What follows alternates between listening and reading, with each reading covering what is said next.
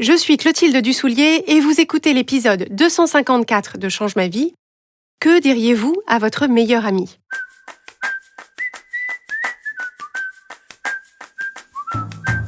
Bienvenue sur Change ma vie, outils pour l'esprit. Je suis Clotilde Dussoulier, je suis entrepreneur et master coach certifié. Et sur ce podcast, je vous livre chaque semaine des outils précis et concrets pour comprendre les mécanismes de votre cerveau et de vos émotions et construire exactement la vie à laquelle vous aspirez. Dans l'épisode de cette semaine, je veux partager avec vous un outil très simple que j'utilise régulièrement pour moi-même et en coaching et qui est une sorte de formule magique pour accéder à la bienveillance, à la compassion et à la douceur envers vous-même. Pour bien comprendre l'utilité de cette formule magique, il faut d'abord préciser quel est le problème qu'on cherche à résoudre.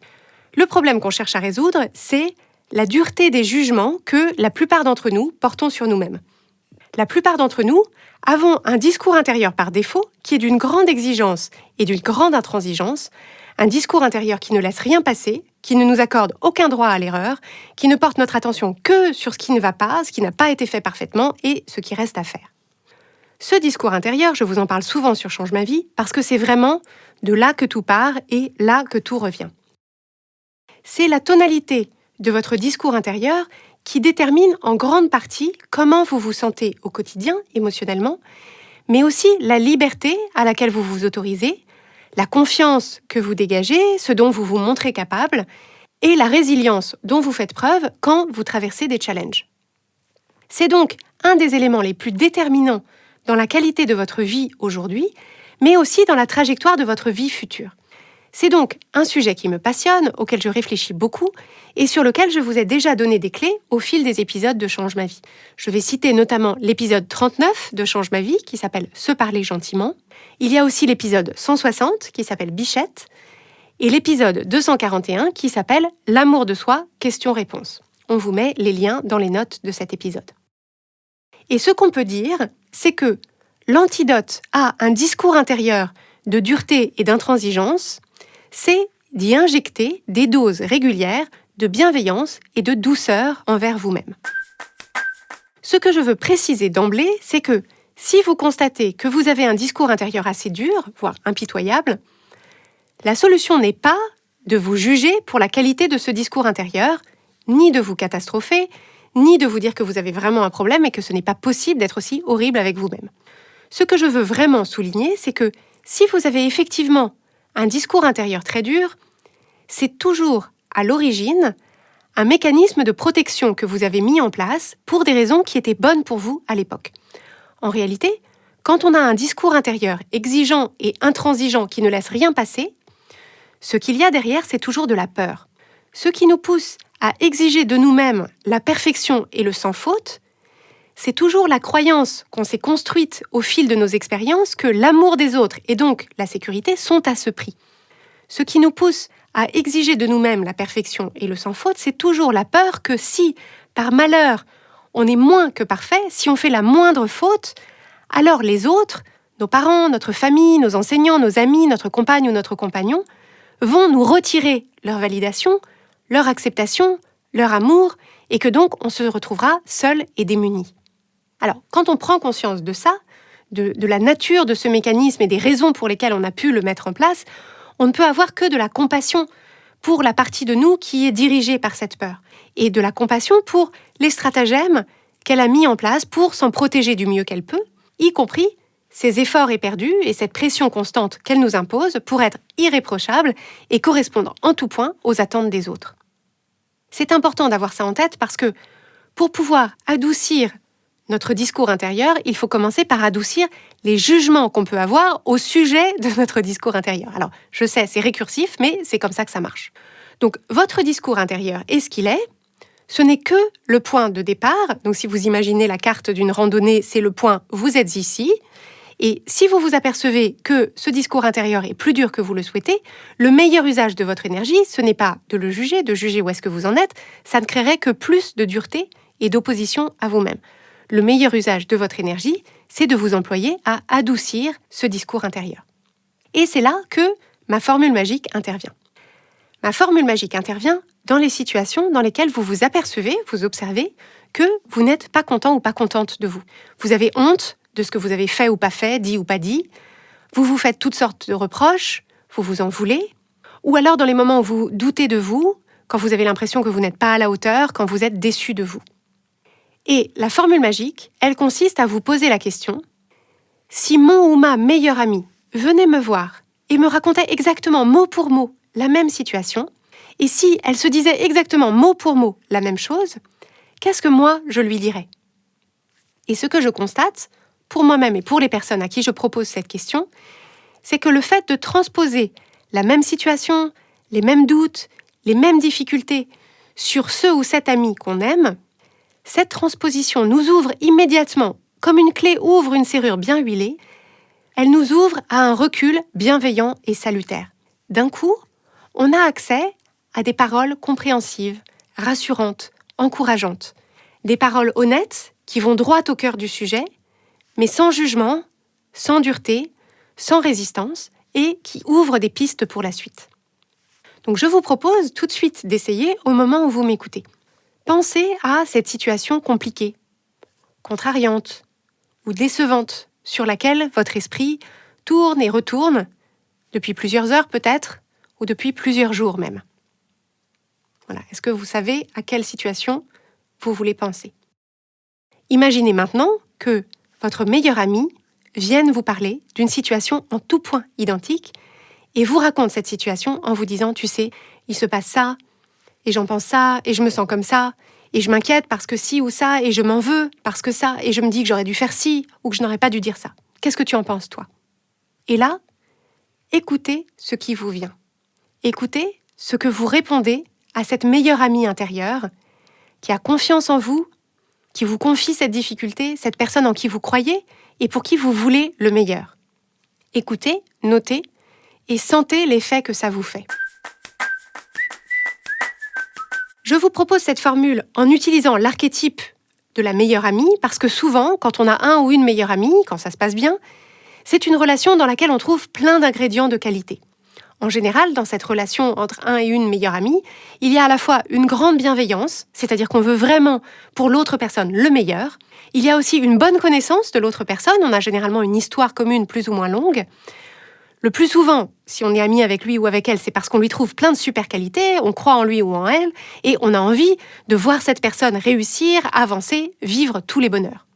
Donc si pour vous, ce n'est pas avec votre meilleur ami que vous avez ce type de relation-là, mais peut-être avec un frère ou une sœur, ou avec une personne de votre entourage, peut-être une personne un peu plus jeune que vous, auprès de qui vous jouez un peu un rôle de mentor ou de guide, vous pouvez transposer sur cette personne. Et si vous n'avez personne dans votre vie actuellement avec qui vous ayez ce type de relation, vous pouvez faire un collage mental avec des bouts de relation que vous avez pour imaginer cette qualité de relation complète.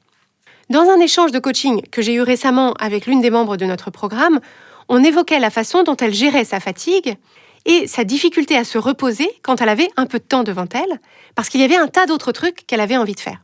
Mais le problème, c'est que elle n'arrivait pas à faire ces trucs-là parce qu'elle était vraiment fatiguée, et du coup, elle avait l'impression d'avoir gâché ce temps parce qu'elle ne l'avait utilisé ni pour se reposer vraiment, ni pour faire les trucs qu'elle avait envie de faire. Et donc à ce moment-là, je lui ai proposé cette question. Qu'est-ce que tu dirais à ta meilleure amie qui t'apporterait exactement cette même situation et cette même difficulté? Et alors, ce que la personne que je coachais m'a dit, c'est en fait, elle avait plutôt envie de transposer ça dans sa relation avec ses patientes.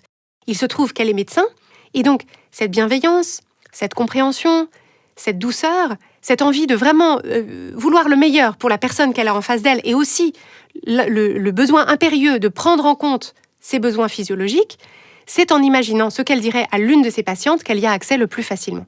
Et on a tout de suite senti, dans cet échange, l'évidence à laquelle elle avait accès à ce moment-là. L'évidence de la bienveillance, l'évidence de la douceur, l'évidence de s'écouter quand elle a besoin de se reposer, et l'importance d'apprendre à le faire, même quand ce n'est pas notre tempérament, comme c'était comme ça qu'elle le présentait, et que ça ne nous vient pas naturellement. Ce que je constate de façon assez systématique quand je propose cet outil, c'est que cette question produit comme un effet de dissolution des remparts intérieurs.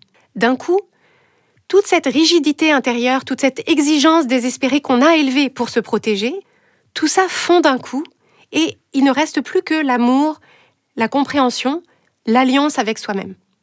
Alors souvent, ça fait monter les larmes, ou en tout cas les émotions de la personne qui s'approprie la question. C'est comme un soulagement, comme un retour à la maison.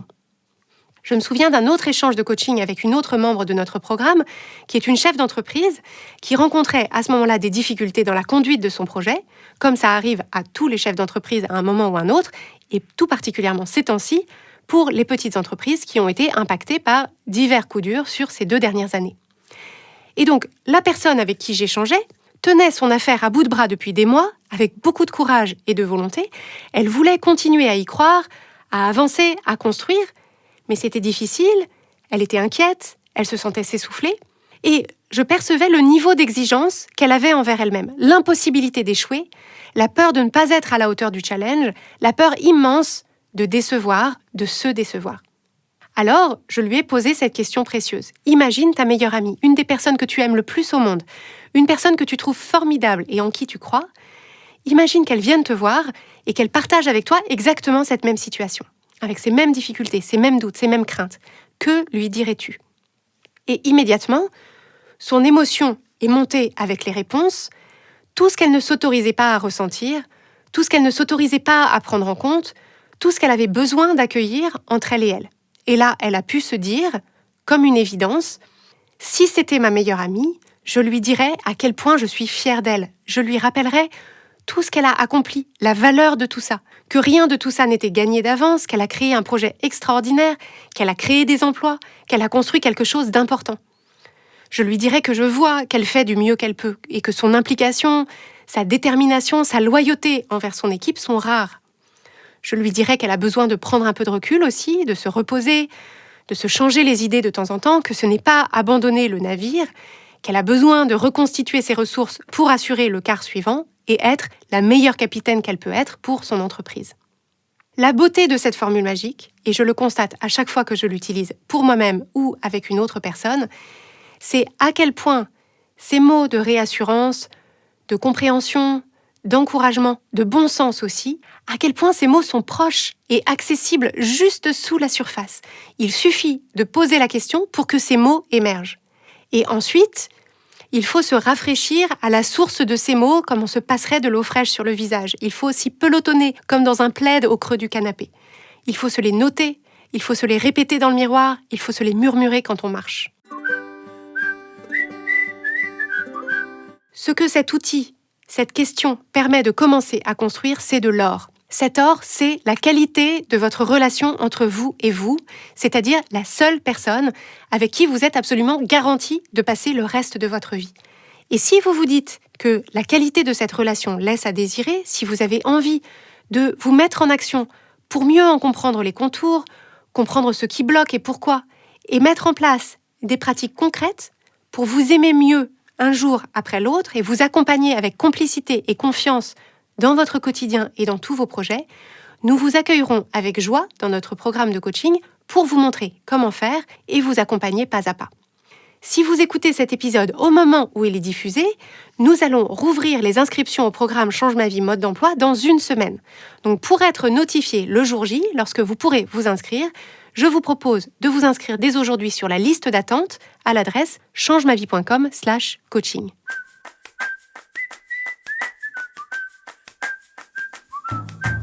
Si vous aimez Change ma vie, vous allez adorer Change ma vie mode d'emploi. Change ma vie mode d'emploi, c'est le programme de coaching qui va vous donner des ailes pour atteindre tous vos objectifs de vie.